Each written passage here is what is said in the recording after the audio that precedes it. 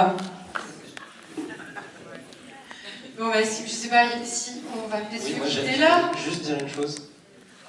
Clotilde, Stéphane, je voudrais juste vous dire une chose. Je pense que je parle au nom de pas mal de personnes ici. Franchement, merci. Merci. Merci.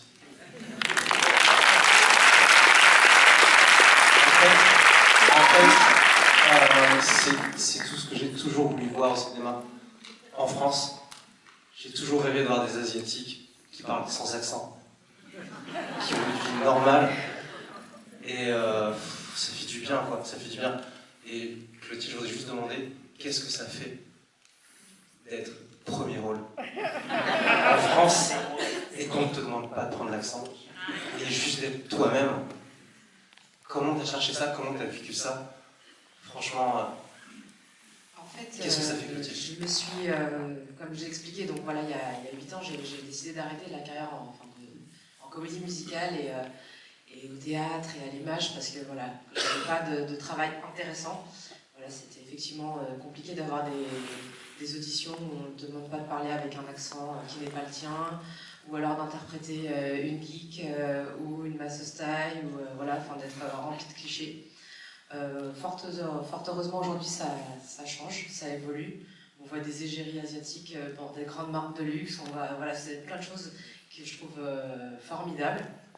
Et en fait, j'étais pleine de trac quand Stéphane m'a dit écoute, tu vas prendre le rôle d'Yvonne. Et à un moment, je lui dis mais Stéphane, si jamais je suis pas bien, tu me dis si je parle trop fort, parce que dans la scène, je parlais avec voilà, une bonne intensité, alors que le cinéma, on était quand même plus intimiste, etc.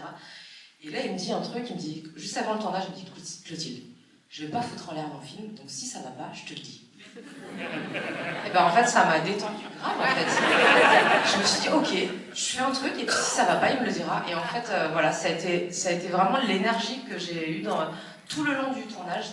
C'est-à-dire que j'allais pas trop au combo, je voulais pas voir mon double menton long, machin. Je me suis dit, Stéphane, il va voir, il fait des images, il va voir tout ça. Si ça lui plaît, il garde, si ça lui plaît pas, il me dira, bon, on fait autre chose, quoi.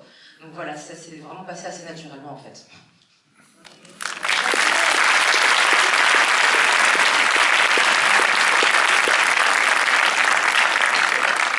Je vous propose éventuellement de continuer en sortant de la salle avec toute l'équipe du film. Merci d'avoir été si nombreux.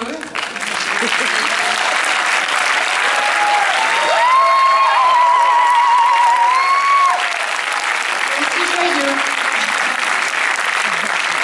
Le festival continue, donc demain il y aura 2 films à 18h, La prisonnière de Bordeaux de Patricia Mazui. Amine Bouafa sera là à l'issue de la projection pour discuter avec vous, le compositeur de la musique de film. Et puis à 20h, To Land and Down de Madi Fleffel, un film palestinien, ce qui n'est pas très courant. Voilà.